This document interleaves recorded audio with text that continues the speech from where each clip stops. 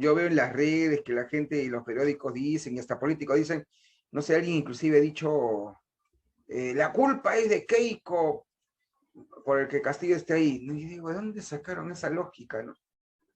U otra chica que se alucina, no sé, una intelectual izquierda acá en el Perú, dijo, si yo tuviera viajar en el tiempo, ya se alucina Marty McFly, si yo viajara en el tiempo volvería a votar por Pedro Castillo. Y ahí me viene a la mente una pregunta, ¿no?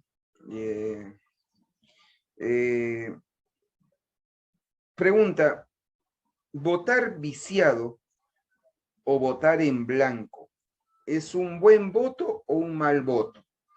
Te pregunto. Acá en el Perú. A ver. Es un mal voto, me dicen. Ya, mal voto. ¿Alguien más? Mal voto porque apoya al ganador. Mal voto, mal voto, mal voto. Perfecto. Ya. ¿De dónde han sacado ese dato? Ahora, ahora. Ahora. Yo ya he hablado contigo, la familia. A ver, vamos a ver. Y son temas espinosos. ¿Eh? Seguro ahorita si alguien me está escuchando, seguro ese profe es rojo. O seguro ese profe es de derecha. Seguro votó por Castillo, seguro es rojito. ¿No? Ah, ya me imagino. Yo voy a hablar las cosas objetivas. Lo bueno y lo malo, tú ya sabes que son términos axiológicos. Yo la clase pasada ya te hablé un poquito sobre axiología. Son términos axiológicos, valorativos. ¿De acuerdo? Son términos, en este caso, axiológicos. Entonces, tú no puedes decirle a nadie, has votado bien o has votado mal. Porque si tú le dices a alguien, has votado bien o has votado mal, ¿quién eres tú para decir quién está bien o quién está mal? No sé si me explico. Si tú tienes tu candidato sombrero. Vamos a poner así para no traer ninguna alusión con la política actual y no generarnos problemas. Si estás entre votar entre el sombrero y el tupper, se me viene a la mente dos palabras. Ya, a ver, entre el sombrero y el tupper. Entonces, ¿tú cómo le vas a decir a alguien has votado mal? Porque si un sujeto uno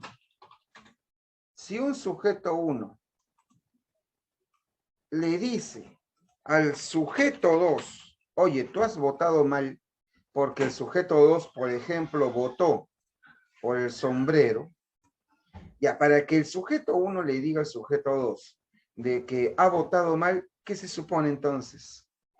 ¿Por quién votó entonces el sujeto 1? Para que diga eso, ¿no? Para que el sujeto 1 diga que el sujeto 2 votó mal, es porque el sujeto 1 votó por el tupper, ¿sí o no? Y ahora viene la gran pregunta que seguro muchos de ustedes se harán. La pregunta es, ¿quién es el sujeto 1 para suponer, en este caso,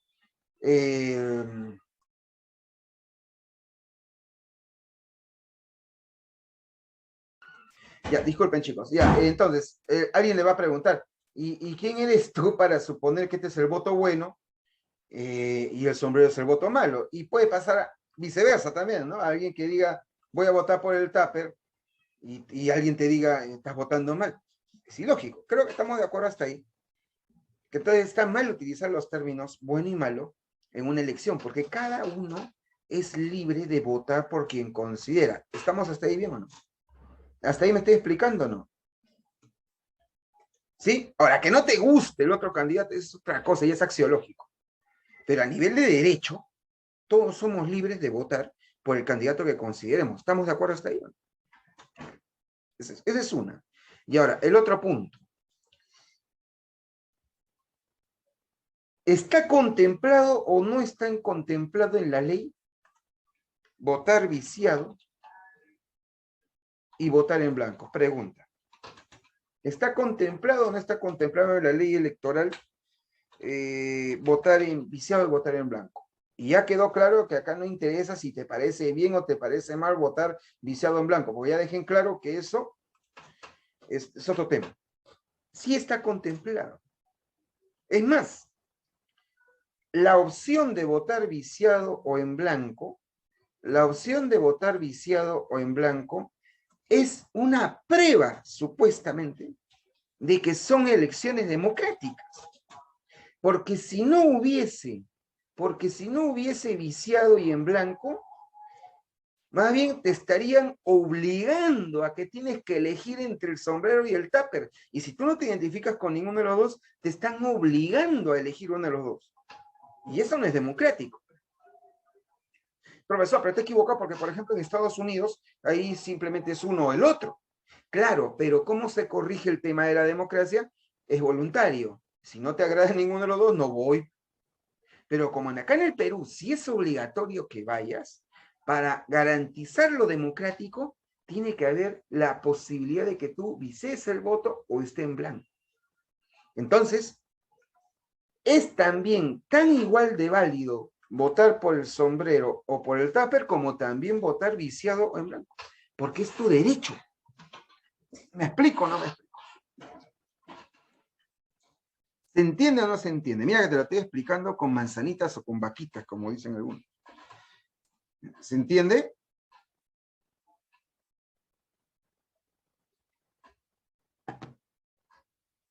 Y ahí va el tercer punto, gracias David.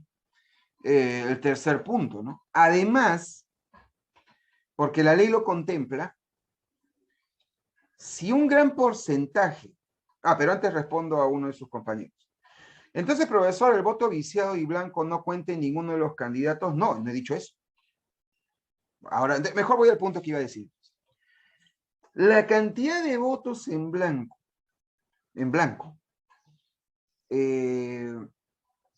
cuando se da una elección de este tipo, cuando excede un porcentaje que está contemplado en la ley electoral, es interpretado como que la población no está de acuerdo ni con uno ni con el otro.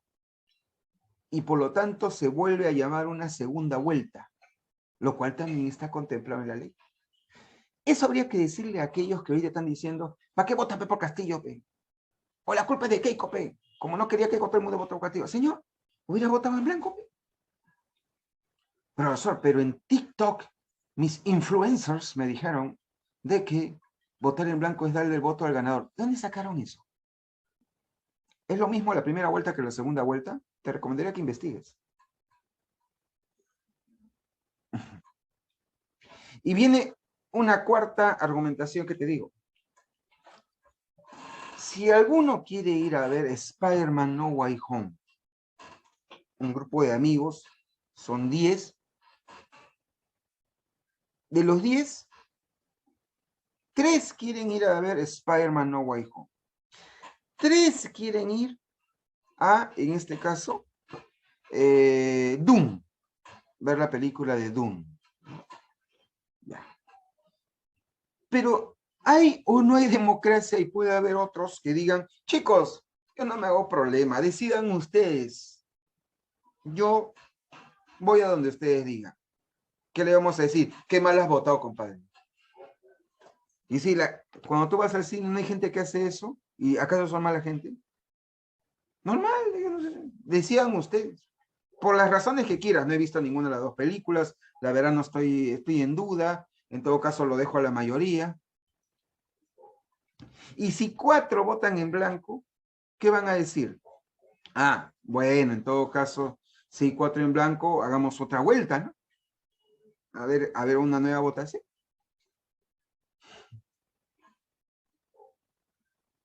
Entonces, ¿qué acabo de hacer ahorita? Acabo de destruir tu corazoncito bicentenario.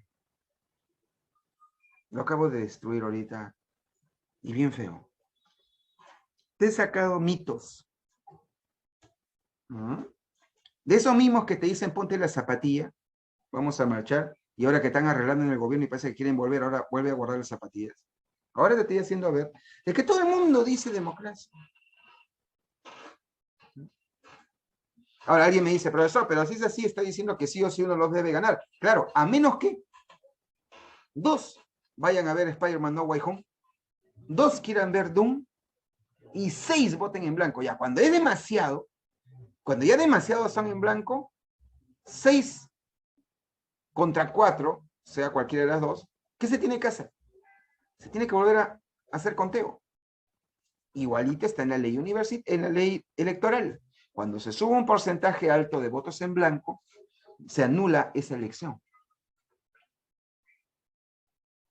Pero cuando tú obligas a alguien a que tiene que ser uno de los dos sí o sí, no malgastes tu voto. Vota con conciencia, vota bien. No me acuerdo los comerciales después de la segunda vuelta. Más bien, eso era lo antidemocrático. Porque te estaban obligando a que tengas que votar por uno y por el otro, cuando tú tienes toda la libertad de decir, yo no, a mí no me representa ninguno de los dos. Y ahora estamos viendo las consecuencias. ¿Eh? ¿Cuánta gente dice, ay, es que voté por él porque no tenía otra opción? ¿De dónde sacaste eso? Y eso que te estaba doliendo tu corazoncito bicentenario. Pero ahí está. ¿Mm? Entonces, vamos a ver justamente este tema de la democracia. Y entramos ya me imagino que ya los desperté si estaban medio dormidos, porque veo que ahora sí me está escribiendo, ¿no? Ahí está, ¿no? Me dice, profesor, ¿y qué pasaría si en las elecciones de segunda vuelta ganen ambas el voto en blanco y viciado? No tengo claro la ley, pero hasta donde tengo entendido, el que me ha preguntado eso, ya cuando pasa eso en una segunda vuelta, ya es la diferencia mínima. Si mal no recuerdo, es la diferencia mínima. En ese caso especial, todo está en la ley electoral, ¿eh? Es más, la ley electoral la cambiaron, porque hasta hace unos 7 años, si mal no recuerdo, el porcentaje de blancos era, creo que 50+1%. En cambio, ahora lo han subido. No sé por qué. Hay que pensar también. Lo han subido. Pero todavía está ahí. ¿Eh? Todavía está ahí, por si acaso. Entonces, vamos a ver que cuando hablamos nosotros de la democracia, hay que entenderla bien.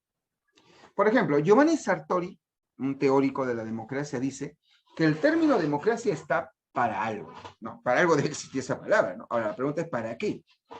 El que la palabra democracia tenga un preciso significado literal o etimológico no ayuda para nada a entender a cuál realidad corresponden y cómo están construidas y funcionan las democracias posibles. Qué buena la dice Sartori, ¿no? Ahorita me parece que Sartori es peruano, ¿no? Porque, ¿qué significa democracia, Salón, etimológicamente? ¿Gobierno de quién? ¿El gobierno de quién?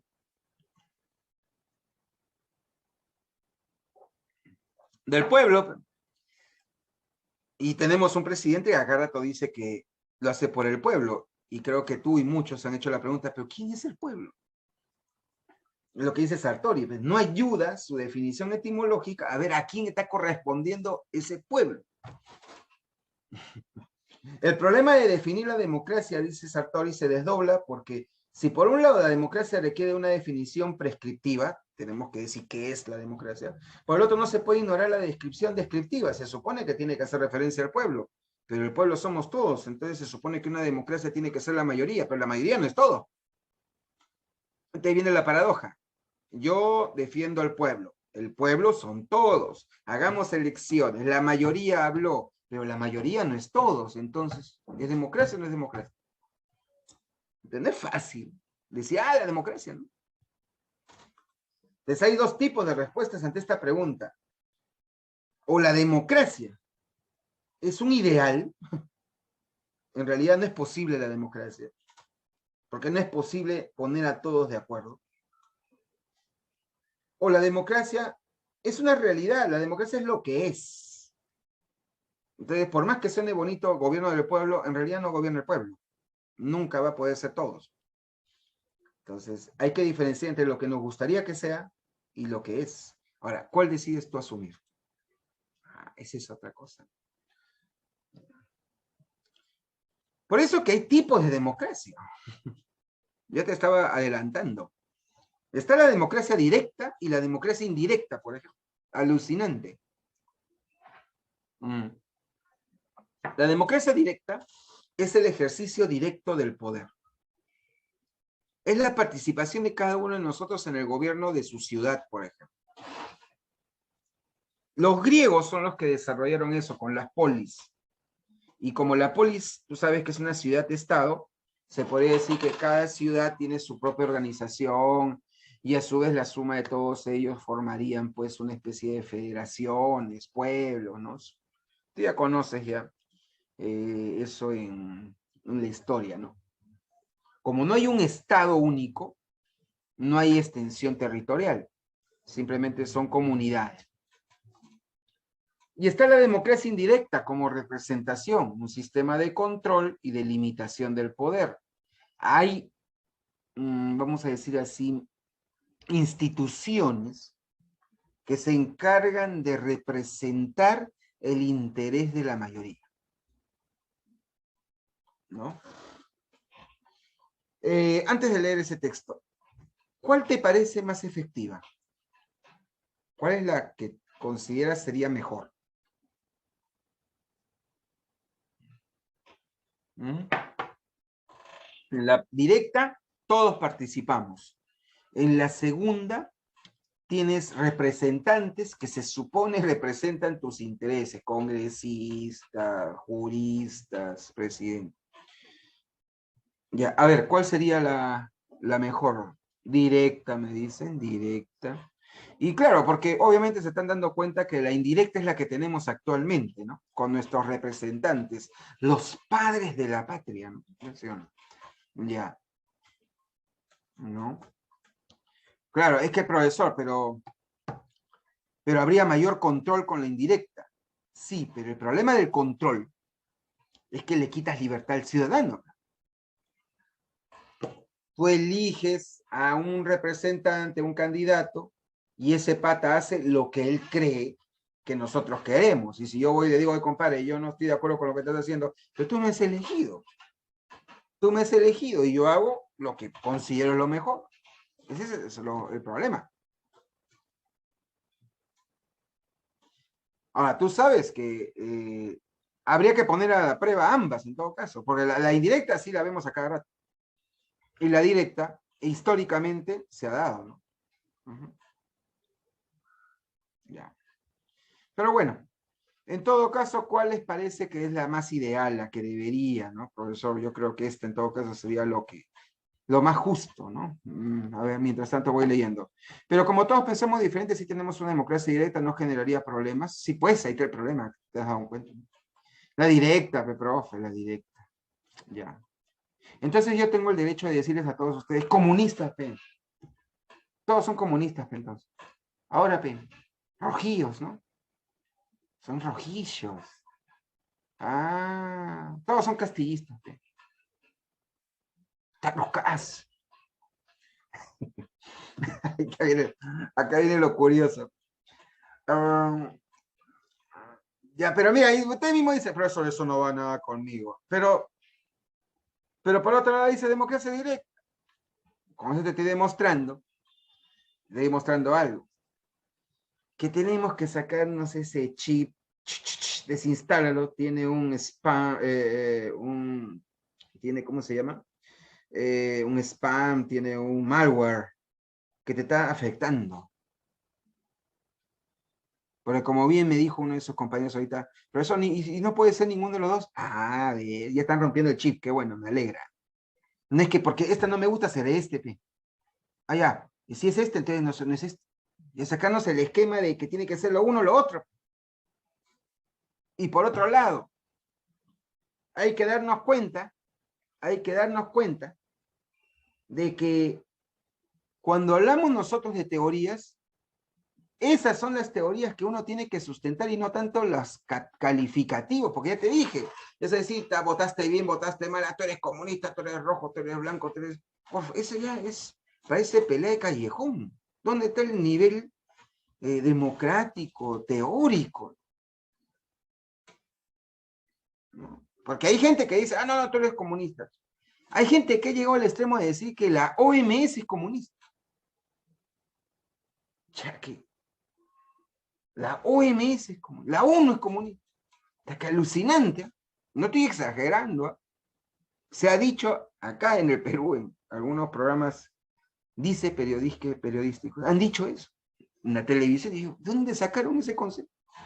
Bueno, entonces, esto está más allá de ponerle calificativos. Tenemos que entender qué diferencia ya tuve que asumir.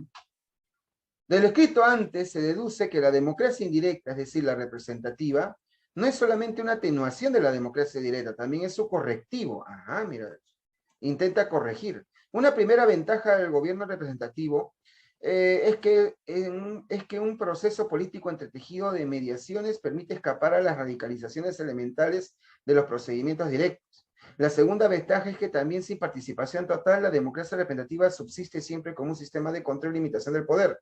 Lo anterior permite a la sociedad civil, entendida como sociedad prepolítica, como esfera autónoma y conjunto autosuficiente, desarrollarse como tal. Esta es una argumentación obviamente a favor de la democracia indirecta, pero también tiene una crítica durísima, y ya sin querer te lo dije, y tú no necesitas ser un politólogo para saber la crítica que también que tiene la indirecta. ¿Cuál es? ¿Cómo sabemos que ese proceso de elección de representantes al final funciona? Acá en el Perú, ¿cuántos hemos tenido políticos que prometen una cosa, llegan al poder y hacen totalmente lo contrario? ¿O no? Ahí está el inconveniente.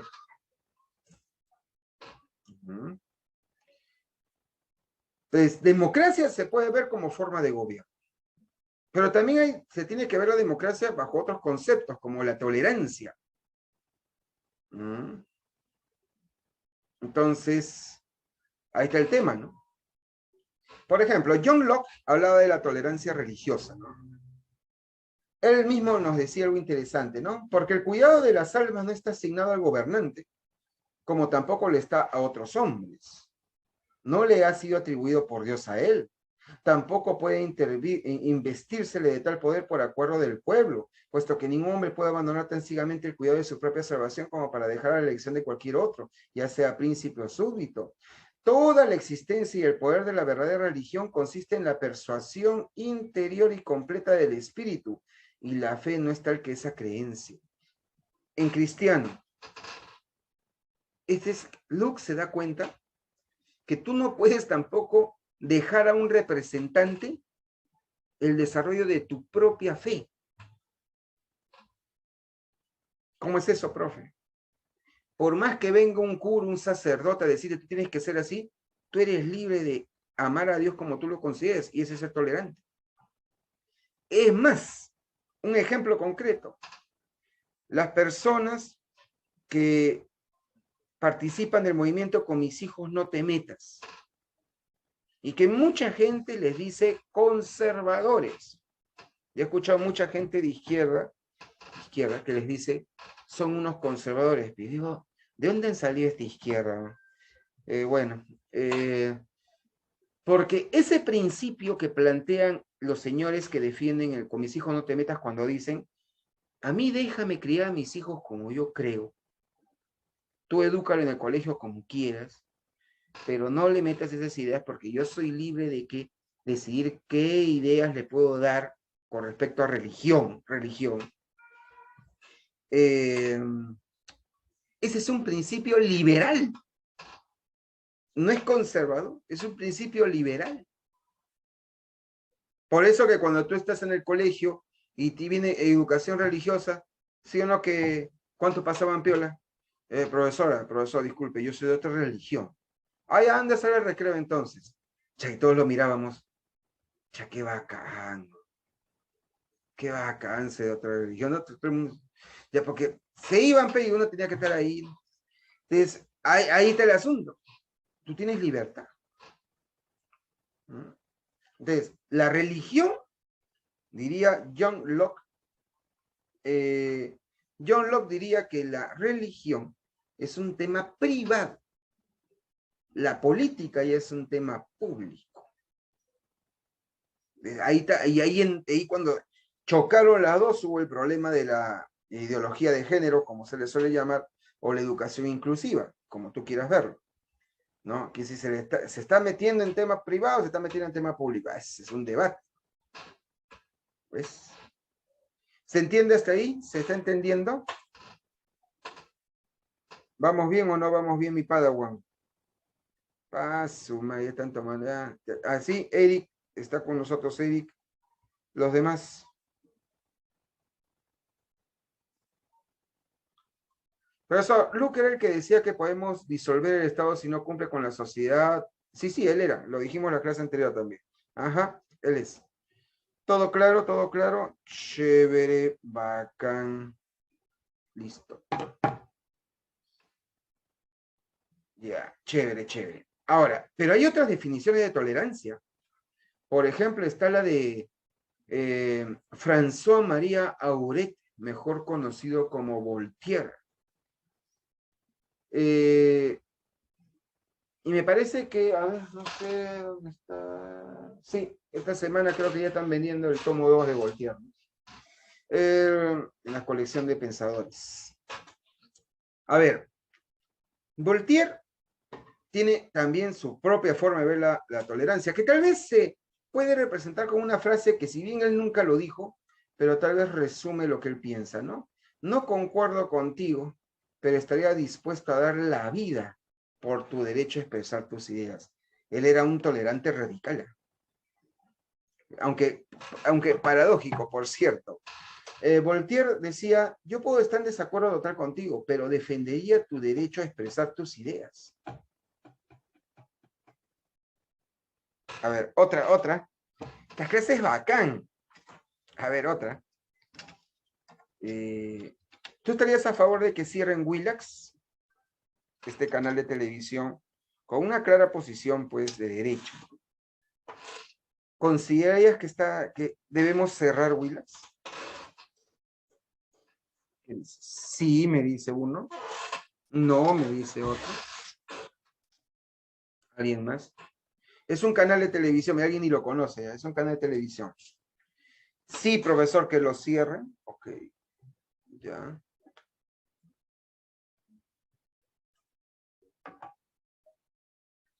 Ya, Adriano está cerca de lo que dice Voltaire. Ya. Buena, Pedro. Agregaste un elemento importante.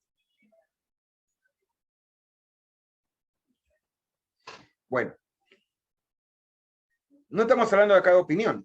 Estamos hablando según Voltaire y son los principios liberales. Si tú cierras un medio de comunicación simplemente porque no te gusta la posición que ellos plantean, más bien tú estás siendo antidemócrata. Sí, te puede disgustar, no estás de acuerdo con nada de lo que digan esos programas. Pero como dice Voltaire, puedo estar en desacuerdo contigo, pero tengo que defender tu libertad de expresar. Ahora, como bien dicen uno de sus compañeros, a menos que quebranten la ley.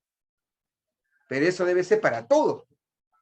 Si a ti te cierro porque has quebrantado la ley, también tengo que hacerlo con otro canal si también quebró la ley.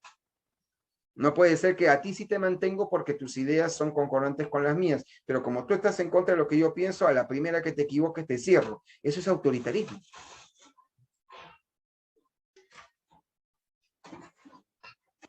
¿Entiendes? Entonces, no es fácil ser demócrata. Tienes que tener una madurez política bien alta. Ahí está. Para que un gobierno no tenga derecho a castigar los errores de los hombres, es menester que esos errores no sean crímenes. Y son crímenes únicamente cuando perturban a la sociedad. Perturban a esa sociedad desde el momento en que inspiran el fanatismo. Por tanto, es preciso que los hombres empiecen por no ser fanáticos para merecer la tolerancia. El fanatismo, dice Voltaire, genera guerras, conflictos. ¿No? Genera conflictos. Cuando tú te cierras en una idea y no quieres salir de esa idea, ese es dogmatismo, eso trae guerra. Esa es la madre de todos los vicios, dice Voltaire. Como, muy bien, estoy de acuerdo contigo, Mauricio. Como el fanatismo de ahora de los partidos políticos, estoy de acuerdo. Ahorita, en la política peruana parece una bronca de barras bravas. Yo soy de tal equipo, y me cierro, ¿no? He encontrado muy poquitos personajes o conocidos que siendo, por ejemplo, de la llamada izquierda, se aperturan a ser más empáticos y ver cómo lo ve el de la derecha. O viceversa, ¿no? Alguien de derecha que sea un poco más aperturado e intente ver el punto de vista de la izquierda. No le he visto. No le he visto tanto. Se cierran en su, y eso está mal. Por ejemplo, yo en mi Facebook, en mi WhatsApp, en mi Telegram, yo he puesto una imagen y la gente está molesta. Algunos me dicen, ¿qué pasó, profe? Bueno, yo tengo amistades, ¿no? Sobre todo para el lado de la izquierda. Y no sé si se vea. Esto es lo que yo pongo en mi imagen para mostrar en mis redes sociales. ¿Lo ves? ¿Se llega a ver o no? ¿Lo ves o no? ¿Se ve o no se ve? La gente cree que te iba vacilando. La gente dice, ah, qué gracioso eres. No, en serio. Pero profesor, ¿cómo va a ver eso? Si son de derecho. ¿No?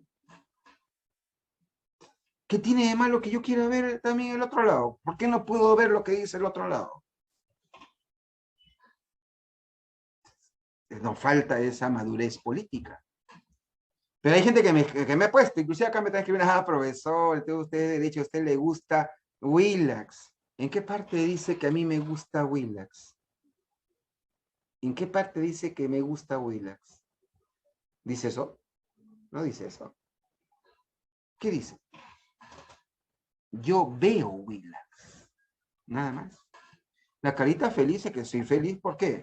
Porque me gusta lo que veo. Me gusta ver los otros canales. América TV. Veo América TV. ¿Significa que me gusta América TV? Tengo que ver. No puedo encerrarme en una idea. Tienes que observar y ver los dos lados. Siempre saliendo del fanatismo, como diría Voltaire. Cuidándose del fanatismo. Porque creo que ya hemos hablado de ustedes, son mis alumnos, porque tú lo veas o porque alguien lo diga, voy a decir, es cierto, tampoco puedo caer en ese error, creo que estamos de acuerdo. Ya yo te escucho, es tu perspectiva, lo voy a investigar, lo voy a analizar.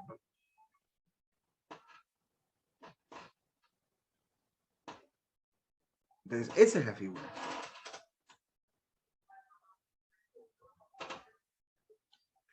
Profesor, entonces usted también ve el lado de esto es guerra. No, tampoco voy a caer tan bajo, compadre, tampoco voy a caer tan bajo. Ahora, pero también podemos encontrar otras definiciones, ¿no? Por ejemplo, la libertad de expresión. A su madre, ¿cómo se habla ahorita de libertad de expresión? Es otro tema, ¿ya? Ahí encontramos a muchos intelectuales que discuten sobre eso, ¿no? Por ejemplo, la libertad de expresión. Y gracias, Rashid, también lo iba a comentar. Voltaire fue criticado justamente porque él decía, él era recontra defensor de la tolerancia y criticaba a los intolerantes, ¿no? El problema es que Voltaire se volvió intolerante con los intolerantes y muchos lo critican de volverse un fanático de la tolerancia de la libertad, porque era bien duro para criticar también. Sí, pues ese también era el tema, ¿no? Una paradoja que se mantiene en otros intelectuales como Karl Popper. Karl Popper decía que hay que defender una sociedad abierta, totalmente democrática, pero por otro lado decía de que hay que ser intolerante con aquellos que atenten contra esa tolerancia, volviendo a caer en lo mismo, en una intolerancia con los intolerantes. Se convirtió en lo que prometió destruir, claro. Son los Anakin Skywalkers. Stuart Mill, por ejemplo, dice que ningún hombre puede, en buena lid, ser obligado a actuar o abstenerse de hacerlo, porque de esa actuación o abstención haya de derivarse un bien para él. Para aquello que no le atañe más que a él, su independencia es de hecho absoluta. Si quieres votar viciado. ¿Qué problema hay? Tú no estás obligado a decir A o B. Tú tienes derecho a decir, no quiero opinar. Sobre sí mismo, sobre su cuerpo y su espíritu, el individuo es soberano. Señor, ¿usted vota por el tupper o por el sombrero? Señor, no quiero votar por ninguno, pero aquí es responsable usted. ¿Por qué soy responsable, señor? Hay uno que, la verdad, me he matado de risa. Un poco nervioso se puso el joven, pero es un ejemplo. No sé si tuviste ese video de un periodista que estaba indignado por lo que había hecho Repsol en las playas, y creo que estaba molesto porque habían personas que estaban trabajando limpiando el petróleo, ¿no? Y no quería declarar, pues, ¿no? Entonces el periodista un poco prepotente, esta gente que no quiere responder, no se indigna, ¿cómo es posible? ¿No? Y ahí ya te das cuenta que el periodista está queriendo obligar a la gente a hablar. ¿Te parece que el otro se ha dado cuenta de que está fastidiando a sus compañeros, compañeras creo que eran? Que el pata, ya que hizo una troleada. Pues. Señor, por ejemplo, usted sí es responsable, usted es ciudadano, usted sí va a opinar, ¿qué opina lo que hace el presidente Castillo? El pata, sí, señor, estoy de acuerdo que legalicen la marihuana. Pucha, que lo dejó frío al periodista. O sea, ¿usted sabe lo que está diciendo? Sí, pues señor, hay que dejar manipular. Señor, ¿usted se da cuenta que es un responsable? Pues señor, solo que hay un poco que se paltea el joven, ¿no? Se nota que ha querido trolearlo porque estaba fastidiando el periodista a sus otros acompañantes. Ahí era para que el pata le diga, señor, usted me preguntó mi opinión, ya pete mi opinión, o quiere usted que yo piense como usted piense. Entonces, ¿para qué me pregunte? Entrevístese solo, pero... Y ahí le faltó tal vez esa, ¿no? Pero en realidad, si tú le estás preguntando a alguien su opinión, déjalo que se exprese. ¿No te gusta? Bueno, por algo has pedido su expresión. Por eso Stuart Mill decía de que la libertad de expresión es válida. Y tú tienes libertad individual de pensar como quieras. Aun cuando la mayoría piense diferente. Eso es lo que yo, la verdad, yo como profesor, siempre ha sido una de las cosas que quería inculcar a mis alumnos. Y a ustedes que son mis alumnos también les quiero inculcar. Y se habrán dado cuenta en todas mis clases, a pesar que es repaso. Tú tienes que ser libre en tu pensamiento. Si vas a aceptar una idea, que sea porque tú lo consideras válido, razonable, y después ya te das cuenta que conoces otras personas que piensan como tú. Eso es bueno. Y no más bien, yo voy a hacer algo porque la mayoría lo hace. Y solo porque la mayoría lo hace, yo lo sigo. No, eso no debes hacer. Entonces, ¿por quién voy a votar? Bueno, este señor está primero en las encuestas. Pues te votaré por el que te es carrera de caballo, que tú le vas al ganador, que te es ganagol, qué cosa. ¿Por quién vas a votar tú? Yo voy a votar por este señor y la gente se ríe. Ay, ¿cómo vas a votar por ese pata? Ni siquiera nadie lo conoce. Déjame, pe. Yo quiero votar por él, pe.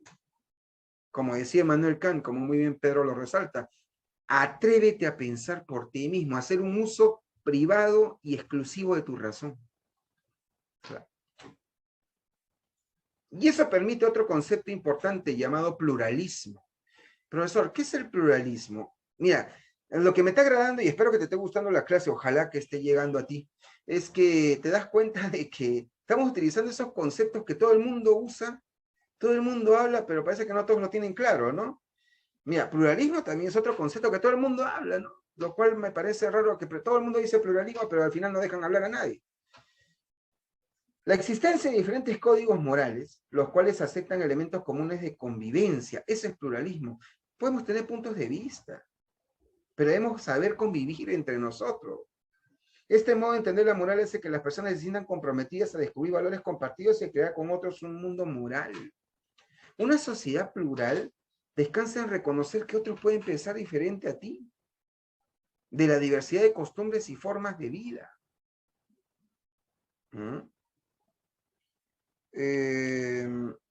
Hay personas que, por ejemplo, son LGTB, personas que expresan su sexualidad y su orientación sexual de una manera muy particular. Ahorita en estos tiempos, en el Perú creo que cada vez se está generando más pluralidad y más tolerancia en el respecto. Qué bueno. Pero lamentablemente hasta hace unos 30 años y más atrás incluso, no era así. Y eran asesinados personas homosexuales en la calle. Y la policía, bien, gracias. Hasta ahora, hay gente que cuando se les pregunta Oye, ¿qué debe hacer el gobierno? Mira lo que pasa en las calles, señor, debe liberar las calles de la delincuencia, los drogadictos y los homosexuales. Y uno dice, ¿qué hacen los señores? ¿Por qué los metieron a los homosexuales acá? Como si ellos estuvieran al mismo nivel de un drogadicto o de un delincuente. Pero hay gente que piensa así. Pues, cerrar la ley. Entonces, nuestro país le falta mucho para ser una sociedad plural. Muchísimo, pero se están viendo cambios, ¿no? Pero igual, somos una sociedad muy conservadora, ¿no? Ese es el tema, ¿no? Me explico hasta ahí, mira. Y un debate más complicado es cuando hablamos de la relación entre el Estado y la sociedad civil. El Estado es la organización que gobierna la sociedad civil, ¿ya? Y la sociedad civil es el espacio en donde todos nosotros interactuamos, trabajamos, vamos al cine, nos enamoramos, compramos nuestras cosas para la semana, etcétera, etcétera. Ahora, ¿cómo es la relación entre la sociedad civil y el Estado? Eso hay que analizarlo. ¿Quién es el que tiene más poder? ¿El Estado sobre la sociedad civil o la sociedad civil sobre el Estado? ¿O son equiparantes? ¿O hay un elemento más a esos dos? Está un debate. Ha habido un desarrollo histórico acerca de cómo se concibe la relación entre el Estado y la sociedad civil. Por ejemplo, John Locke y Thomas Hobbes, y algo habíamos hablado en la clase pasada, consideraban que el hombre nace salvaje, ¿se acuerdan? Eso lo mencionamos ya un poco en la clase pasada, ¿se acuerdan? El hombre nace salvaje, malo inclusive para Hobbes, ¿te acuerdas? Egoísta por naturaleza. Y luego, por un pacto social, surge el Estado civil que civiliza al hombre, ¿no? El Estado nos vuelve buenos. Pero Juan Jacobo Rousseau no está de acuerdo. Él piensa que nosotros, nuestro estado natural también era un salvaje, pero no era un salvaje malo, era inocente y con propensión a la bondad. Y cuando surge la sociedad civil, es cuando más bien el hombre se corrompe y se vuelve malo. Y el Estado es un resultado de un contrato social en donde se intenta corregir lo que ha hecho la sociedad. Se intenta. Ahí está. Entonces, ahí está la discusión. ¿Cuánta gente ahorita en la actualidad considera de que la mejor solución para los problemas es que ahorita salgan los militares y empiecen a agarrar a disparar a la gente? Cualquier persona que esté deambulando y no tiene documento, está para disparar a matar, punto. De frentes, ¿no? Te bajas eso. El problema de eso es que puedes atentar contra la sociedad civil. Pero el que te plantea eso te va a decir es que el hombre necesita que lo traten así. El hombre hay que obligarlo a ser bueno. Otros te dirán, pero no puedes tampoco llegar a ese extremo. Es una discusión brava, no es fácil, ¿eh? No es fácil.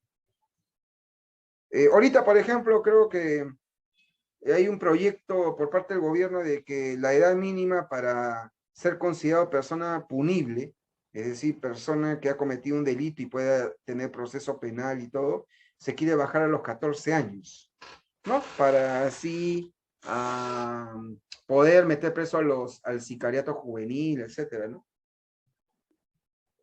Muchos estarán de acuerdo, otros estarán en contra porque dirán, pero guarda, ¿así es? Está bien, sí, hay hasta de 14 ya con armas, es verdad, pero bajo esa lógica, ¿la solución es esa o es otra, ¿no? O es el problema de la familia, la educación, ya ahí viene el tema. Es un debate fuerte. Es un debate fuerte. Hegel, por ejemplo, decía de que la familia es la base.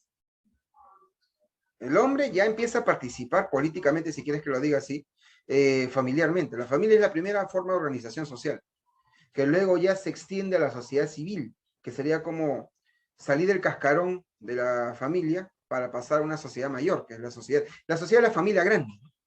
Y el Estado ya sería una institución que con sus leyes permite que nosotros, de manera libre, podamos vivir en la sociedad a partir de los derechos que tenemos y nuestros deberes.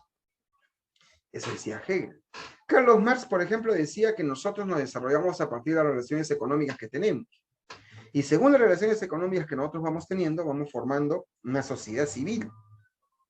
Actualmente hay una sociedad burguesa. Se caracteriza con este nombre a que está distribuida la sociedad en donde algunos pocos, por tener capital, emplean a la mano de obra de otros, que son la mayoría. El problema está que la forma como está distribuida la producción hace de que los que trabajan más ganen mucho menos y los que no trabajan casi nada ganan un montón. Y el Estado, en lugar de intentar corregir eso, lo que hace más bien es proteger los intereses del explotador. Entonces, Marx es crítico. Entonces hay varias teorías. Hay algunos que defienden al Estado diciéndole, gracias al Estado somos lo que somos. Otros dirán, el Estado más bien es un problema. Ahorita, por ejemplo, en la pandemia. En la pandemia, ahorita tú consideras el Estado. ¿El Estado ha resuelto problemas o no ha resuelto problemas? Entonces ahí viene el debate. Ahí viene la discusión. ¿El problema es de los gobernantes o el problema es del Estado? Renunciando el presidente actual, ¿se resuelve el problema del Perú? Y no estoy diciendo mi opinión de lo que yo pienso, solo es una pregunta que tiene que ver con la clase. Renunciando el presidente, ¿se resuelve la crisis peruana?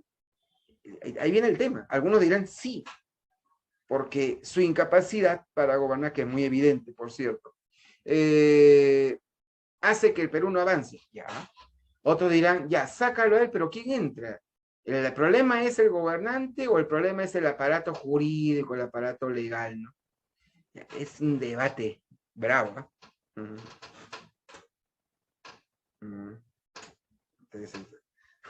Sí, bueno. Sí, pues, es claro, David también comentaba, ¿no, profe? Es más complejo, hay que ver también los otros poderes. Ahora, también se ha puesto de moda en los últimos años entre los políticos peruanos hablar de esfera pública y de esfera privada.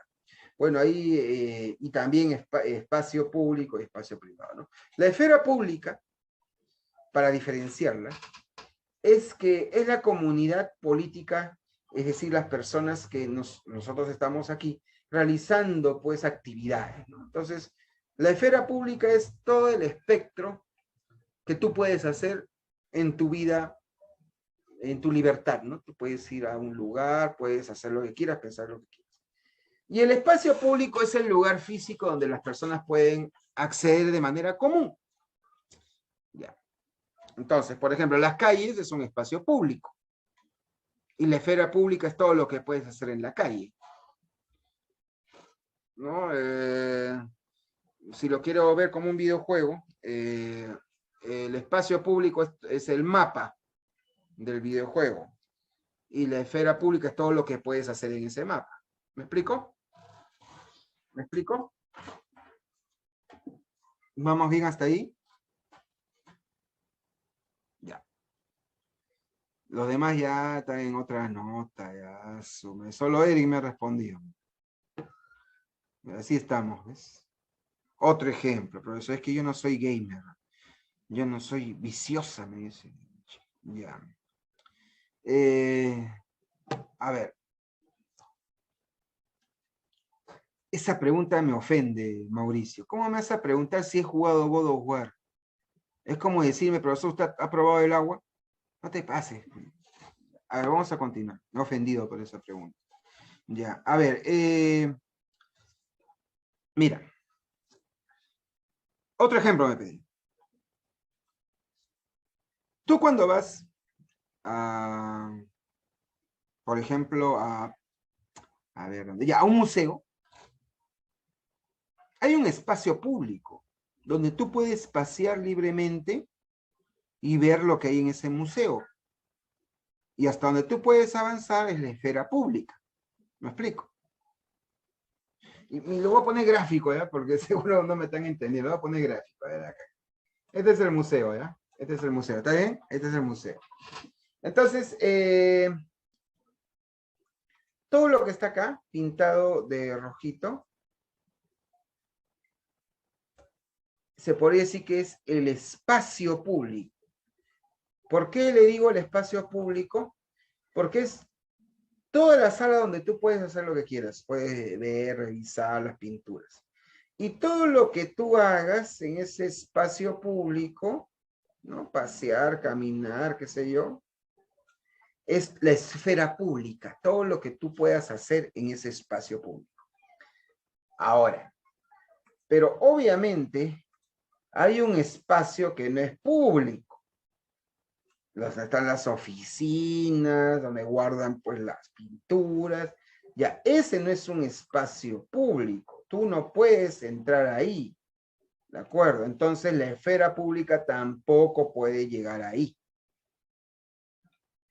¿No? Entonces es como me dice uno de sus compañeros. El espacio público, profesor, es el salón de clases, por ejemplo, cuando íbamos a la academia, no me hagas recordar que me ha salido una lágrima.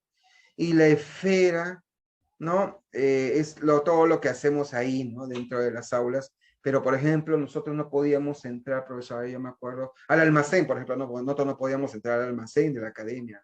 Ah, es que ese ya no es un espacio público. ¿Me explico?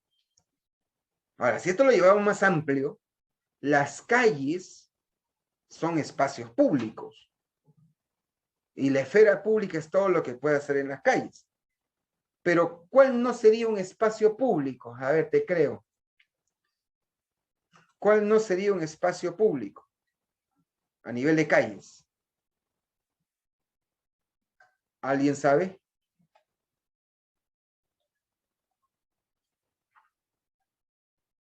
Gracias, Mary. Muy bien. Las casas. Claro, hay una marcha. La gente puede marchar libremente porque está en un espacio público, pero no te puedes meter a la casa de alguien. ¿Me explico? Ahora, Hannah Arendt, que es una estudiosa de gobiernos democráticos y sobre todo de gobiernos totalitarios, critica bastante a los nazis y a cualquier gobierno totalitario, consideraba que los dos grandes modelos autoritarios que anulaban la libertad individual eran los nazis y los estalinistas. Consideraba de que una acción política es toda aquella acción que se da en la esfera pública por el bien de la comunidad. Y que el espacio público es jerarquizado, porque hay sociedades, dice, modernas, donde se predomina la burguesía. Y esas sociedades, en este caso, limitan los espacios públicos de la gente. Ahí está. Entonces, así como te puse el ejemplo, voy a retroceder ya. Permíteme retroceder, mi Padawan. Ahí está. ¿Te acuerdas del museo? Imagínate que ese no es el museo. Imagínate que ese es, en este caso, más bien el 100% de las calles.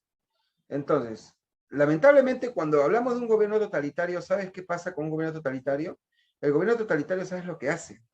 Y permíteme jugar con el gráfico, ¿ya? Permíteme jugar con el gráfico. Voy a borrar un poco acá. Ahí está. ¿Sabes lo que hace un gobierno totalitario? Empieza ¿a qué? Empieza a reducirte. Si esto es acá, empieza a reducirte el espacio público. ¿Me entiendes? Y más bien empieza a ampliar demasiado el espacio no público, donde ahí se limita tu esfera pública y por lo tanto también que se está, vamos a decir así, limitando tus derechos individuales. ¿Me entiendes? Ahí está el problema. Entonces, buscar el equilibrio es complicado. Por ejemplo, tú sabes que ya no está considerado espacio público la Plaza Mayor.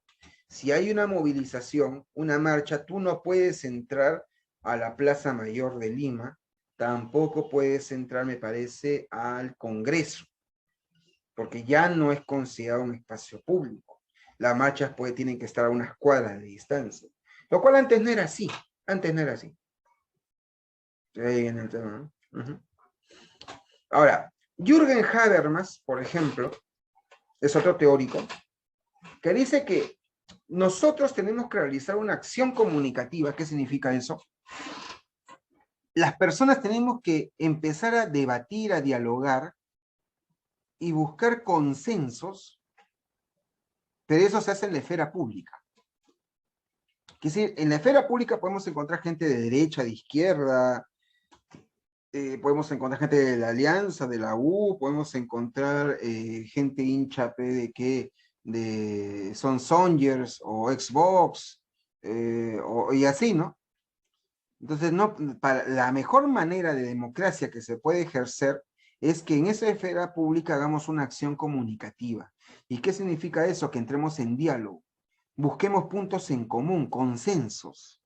Y cuando logremos eso, vamos a poder desarrollar una democracia, en este caso, ¿de qué tipo? Una democracia participativa, en donde también podamos expresar nuestro punto de vista.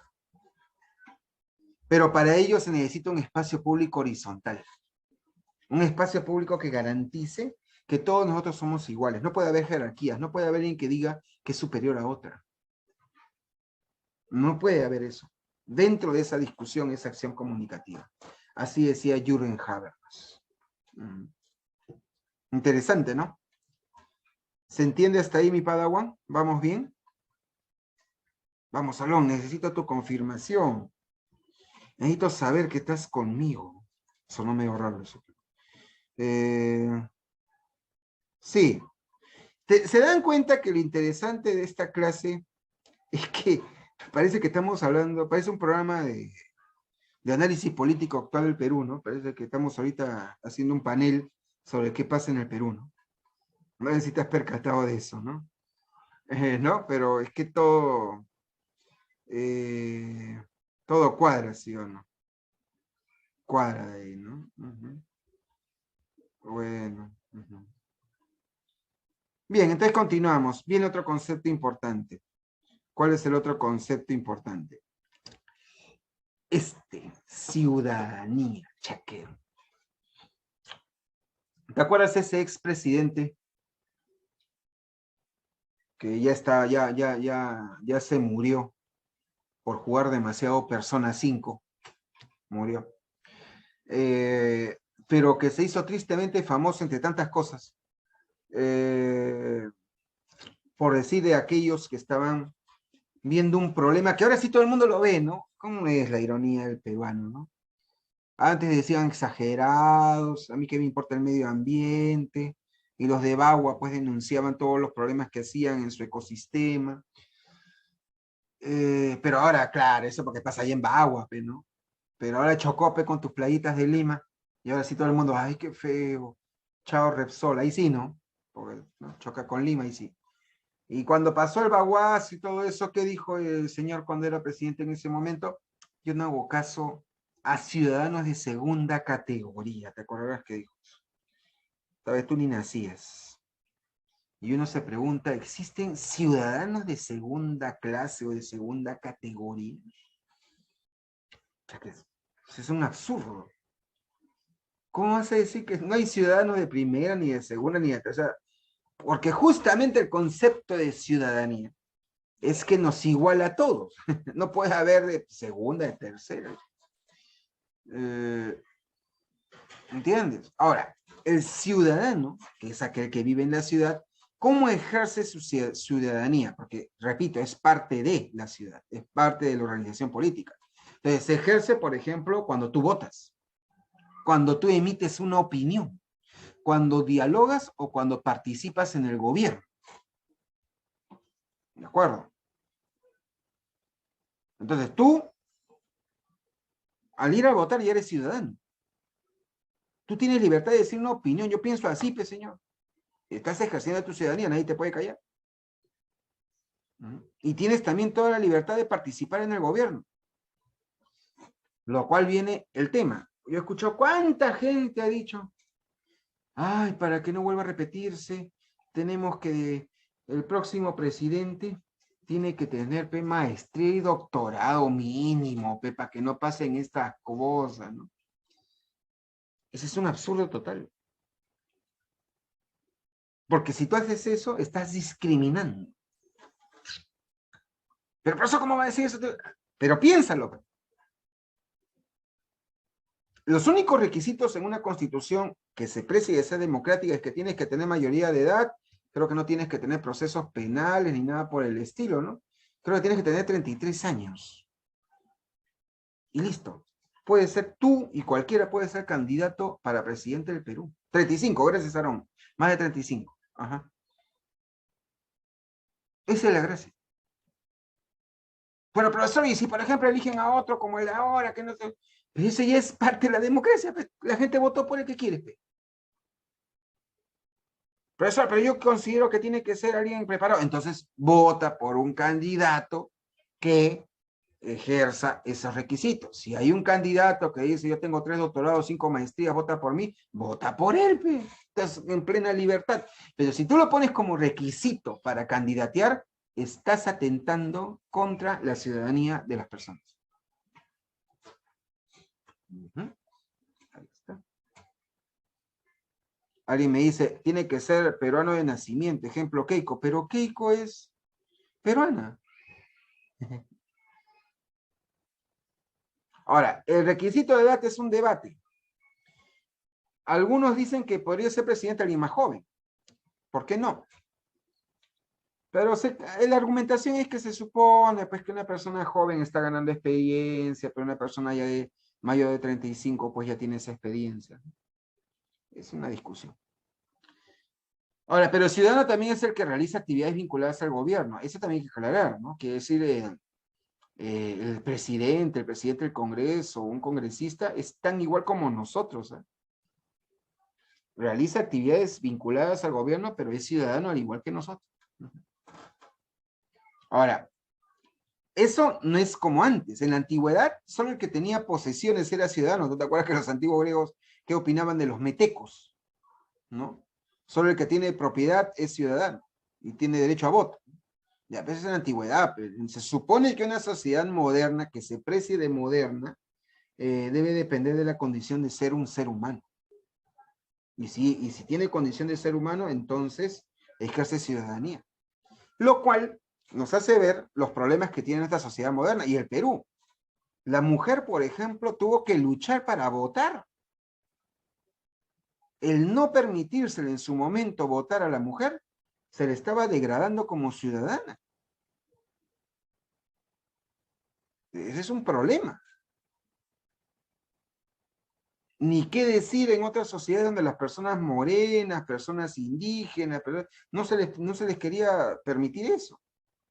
Entonces hay que tener cuidado, ¿no? Si tú vas a criticar al presidente actual del Perú, lo cual es muy fácil de criticar porque hay muchas cosas para criticar, pero ten cuidado que tu crítica no sea a sus políticas de Estado, a su ineficiencia, lo que tú quieras resaltar, y te estés yendo por otro lado en donde empieces a criticar ese serrano que hace ahí, ese bruto que hace ahí, ese pata es profesorcito, ese provinciano, porque si te empiezas a hablar así, eres un discriminador y estás al mismo nivel de aquellos que dicen que hay ciudadanos de primera, segunda y tercera clase. Porque en realidad cualquiera puede ser presidente del Perú, porque se supone que estamos en democracia. Pero profesor, mire lo que él hace. Ah, critícale eso.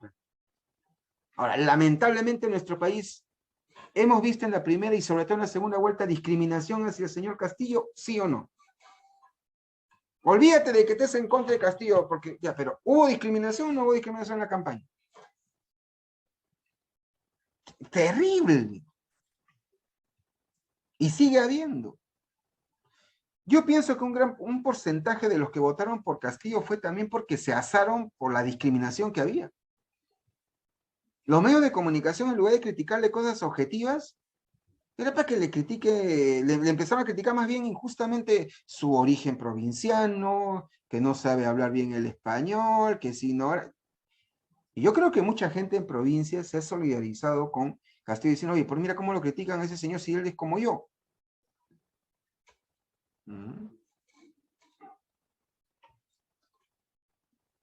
Me dice, profesor, a ambas partes, profesor, a todos tienes que criticar, pero tienes que criticar sin atentar contra sus derechos como ciudadano. A eso voy.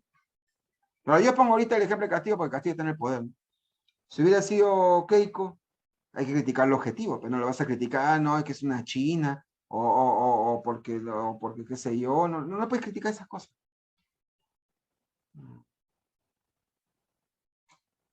Mm. Tú quieres que me asesinen, ¿no? Te pasaste, ¿ah? Alguien me quiere, profesor, usted podría ser presidente. Habla bien y convence. Oye, yo soy sofista, ¿para ti qué cosa soy yo? Acá no queremos un presidente que hable bien y que convenza, queremos un presidente que sea, si yo voy a hacer A, hago A, pe. Si digo que voy a hacer B, hago B. El problema es que un presidente que haga eso lo matan. No. Ahora, hay teorías acerca de la ciudadanía. Por ejemplo, Marshall, un autor que San Marcos lo tiene muy presente, considera que es el estatus que se concede a los miembros de una comunidad.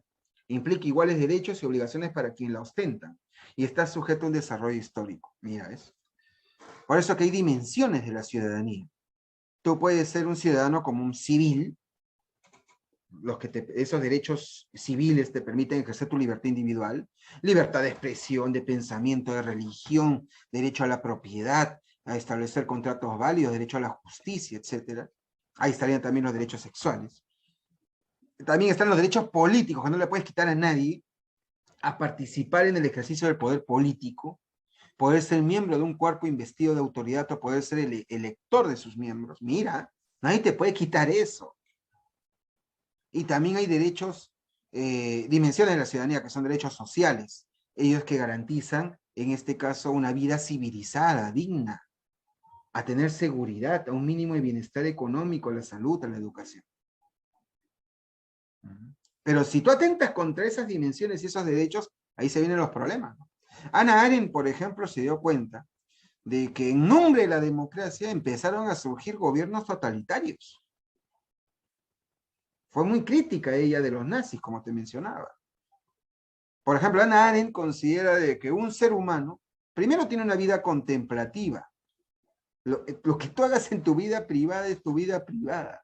Tu pensamiento, tu voluntad y tu juicio es tuyo y de nadie más. Y ahí viene un debate complicado también. Cuando la vida privada es exhibida. Hannah Arendt diría de que eso debe ser un delito fuertísimo. No debería haber gente que, por ejemplo, mete cámaras a tu casa, porque eso se atenta contra la vida privada, ¿no? Por ejemplo, estos periodistas de espectáculos, que muchos periodistas consideran que ellos no deberían ser periodistas, ellos manejan mucho esto, ¿no? Los urracos, ¿no? Si ven a un jugador con una chica en la calle de la mano y sabe que le está sacando la vuelta cada uno a sus respectivas parejas, ya, ese es un ampay válido, porque están en espacio público y son figuras públicas. Habrás escuchado que esa es su justificación, ¿no? Ya. Si lo ves entrando a un establecimiento que dice H y 5 estrellitas y tú dices, ¿qué será ahí, no? Bueno, y entran ahí, hasta donde entran, tú puedes grabarlo si quieres. Pero pasar esa puerta ya no puedes. Una periodista acá peruana se le ocurrió hacer una cámara escondida y grabó lo que pasaba adentro. Y fue enjuiciada. Tú no puedes hacer eso. No puedes atentar contra eso. Ahora viene también el otro debate. Y está saliendo mucho en las noticias. Y mejor te aclaro porque ustedes son jovencitos. Si tú grabas un video muy subido de tono en tu celular, claro, es tu vida privada. Pero si el celular te lo roban y ese video sale a la luz, ¿cómo te vas a sentir? Porque es tu vida privada. Es bien delicado eso. Ahora, también está una vida activa, ¿no? Que es lo que dice Hannah Arendt cuando tú lo desarrollas en espacios públicos. Y ahí se da la labor que tú realizas cuando produces, ¿no? Consumo, compras tu comida, etcétera, ¿no? También está la vida activa laboral, ¿no? El trabajo, ¿no? Cuando vas a una industria, haces muchas cosas, o cuando interactúas con otros seres humanos. Esa es la vida activa. El problema, dice Hannah Arendt, que el totalitarismo, ¿qué ha generado? Ha degenerado una democracia participativa. Los ciudadanos participan directamente en la política interesándose por el gobierno. La democracia representativa, los ciudadanos eligen representantes dedicados a la política, no permite la acción de la mayoría. Pero eso, mira lo que hablé al comienzo, eso va degenerando en totalitarismo. Porque el que se siente elegido y representado se va cada vez sintiendo con más poder de representatividad que pretende ya regir la vida de quienes lo eligieron. Y para ello puede emplear hasta la violencia y la propaganda. Mira lo que dice Hannah Arendt. Ese es los vicios de la democracia. Otros autores como John Rawls, importante también tenerlo presente, es que él dice que para nosotros ejercer una verdadera democracia, primero debemos entender que la justicia debe ser imparcial, obviamente. Él dice que nosotros los seres humanos establecemos una especie de contrato, parecido a lo que decía John Locke, ¿no? Un contrato entre nosotros para fundar una sociedad. Y esa sociedad es la que debe garantizar la justicia. Cada ciudadano debe ser parte de formar esa sociedad. Pero ahora viene la cuestión, decía Rawls, ¿cómo logramos que cuando formemos una nueva constitución, por ejemplo, una asamblea, como tanto se habla por parte de un sector de políticos, todos sean partícipes? Entonces John Rawls diría esto, ¿eh? Y ahora seguro la gente va a decir, es un comunista seguro. Escucha, John Rawls dice, si en una forma de organización social se ve discriminación, se ve que hay preferencias para algunos y para otros no, está fallando esa sociedad. Entonces se tiene que formar una nueva forma de ciudadanía, de sociedad, en donde cada uno tenga la mejor distribución. ¿Y cómo se lograría eso? Fácil.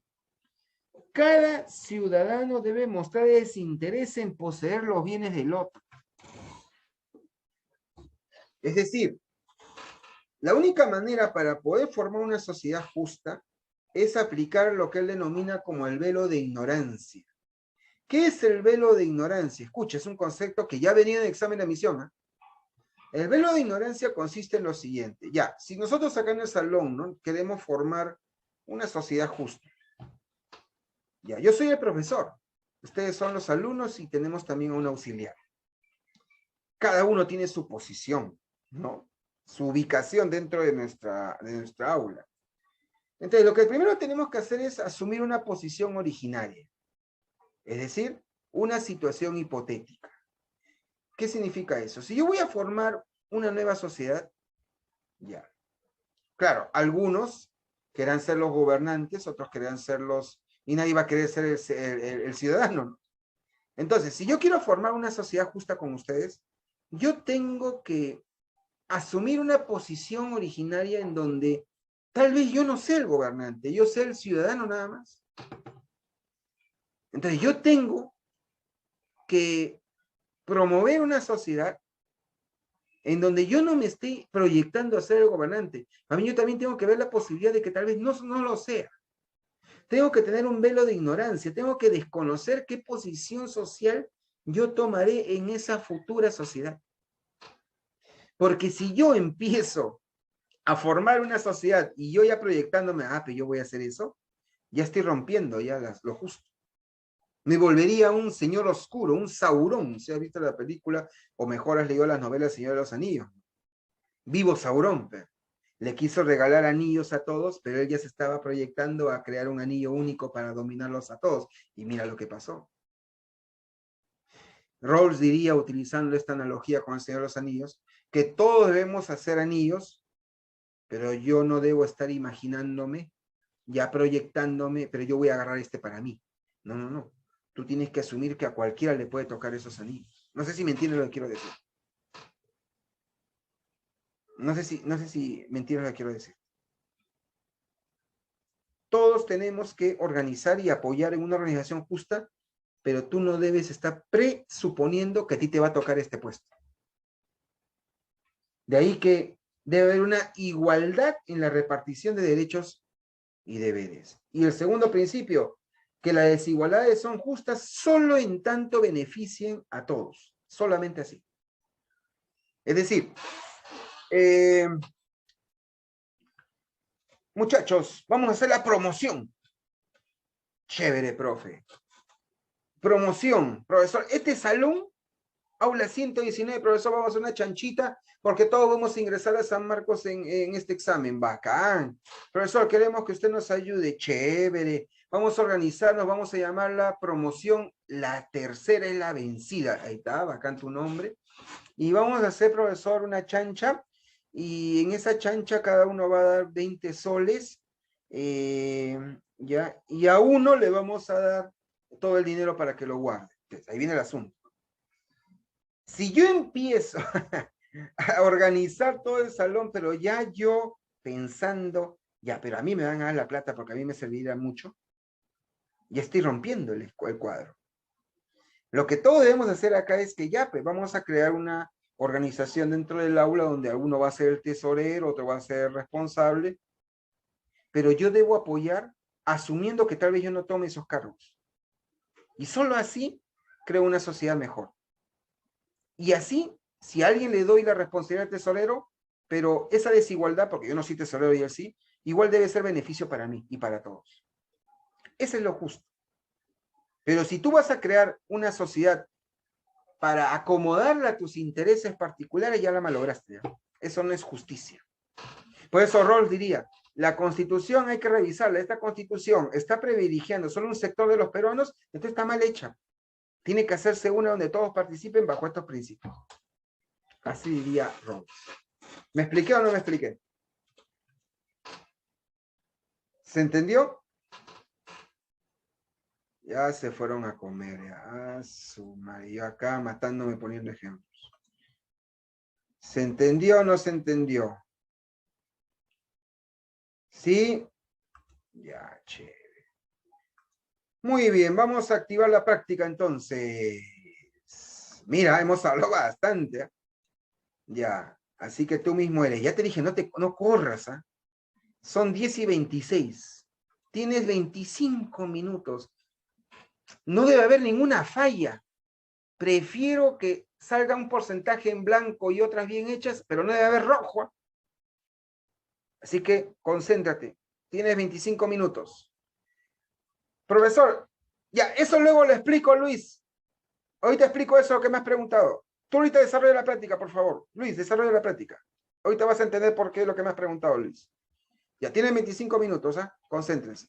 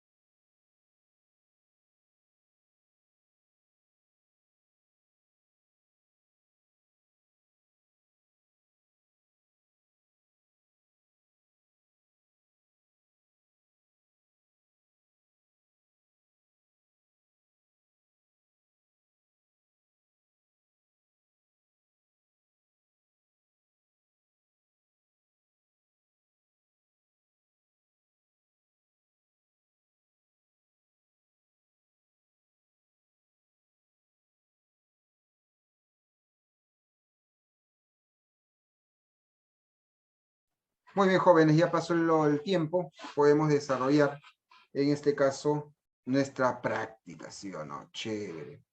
Muy bien, vamos a ver entonces qué tal nos va. Vamos a ver qué tal nos va. Yo imagino que nos ha ido bien. Así que vamos a ver. La pregunta número 1. Pregunta número 1. Dice, ¿no? Cristóbal es un joven interesado por la historia.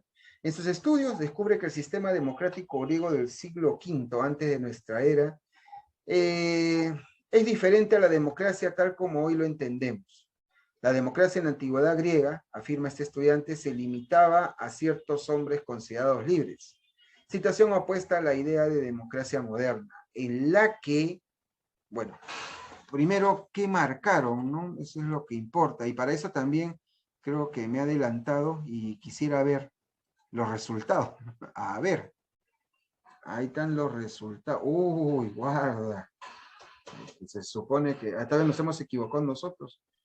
La 2 y la 8 principalmente. A ver. Bueno, la 2 y la 8. Vamos a ver aquí, a ver. Muy bien, Dana. Creo que ahí no hemos tenido problema.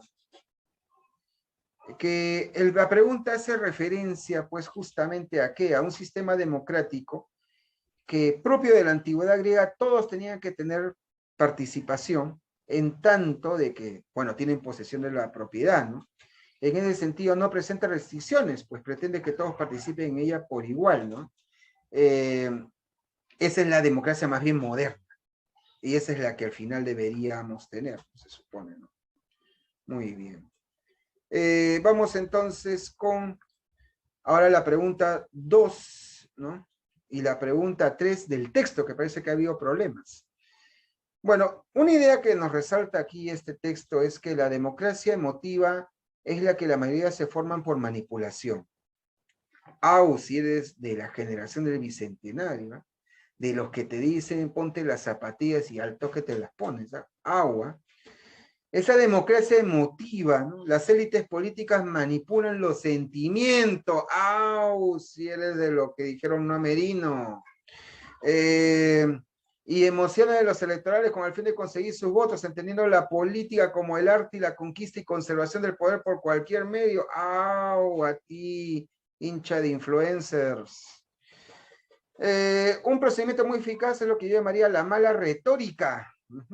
Quien recurre a la mala retórica, por el contrario, trata de conocer el bagaje sentimental, cultural y social de sus oyentes, pero con el fin de manipularlo para poder venderle sus productos. TikTok, en este caso para conseguir su voto, es un mecanismo para persuadir como el que se utiliza en el mal marketing, no un procedimiento para convencer de la bondad del producto mediante argumento. Ya sé por qué te has equivocado, creo que te ha dolido, ¿eh? A ti a que te gusta seguir a tus influencers. Pregunta 2. De acuerdo con el texto, en las denominadas democracias emotivas, la población elige a sus autoridades. ¿Qué marcaron para que se equivoquen en la 2 tanto? ¿Qué marcaron para que se equivoquen tanto en la 2? Ya, ya, me están marcando lo correcto. Felicito a los que, pero ahí quiero saber qué marcaron para que se hayan equivocado. Me dice, elija prescindiendo de factores emocionales y lógicos. ¿Qué significa prescindir? Ahí está el problema. No sé, profe, por eso pensé que era esa. Guarda de estar marcando así, ¿eh? Prescindir significa dejar de lado, como bien me dice Mauricio. Entonces, ¿cómo vas a marcar eso? La clave era casita. Eclipsando, ya la gente no piensa, solo sigue. Basta que mañana todos los influencers y redes sociales digan, sal a marchar por la democracia, o tú no eres peruano de corazón. Sí, sí, sí, sales a marchar. Cuidado que te estén manipulando, ¿eh? Ya, bueno. Pregunta 3. De acuerdo con el texto, podemos inferir que la consolidación de una democracia emotiva es un síntoma o consecuencia de ¿qué? ¡Au! ¡Au! 1. La inmadurez política de la ciudadanía de dicha nación. ¿Correcto o no? Correcto. La preparación de un ciudadano crítico y consciente, ¿eso te crees tú? Los que salen a marchar cada vez que los medios dicen que salgas, ¿son críticos y conscientes? Estrategias maquiavélicas utilizadas por partidos políticos. Así es, date cuenta, varón. Escasa o casi nula educación política de los ciudadanos. Generación del Bicentenario. Ahora, Pregunta 4. Las teorías políticas denominadas contractualistas, ¿ok? Parten del hecho que son los hombres libres quienes constituyen el Estado, organización que tiene por objetivo velar por los derechos de cada persona. Por consiguiente, para el contractualismo,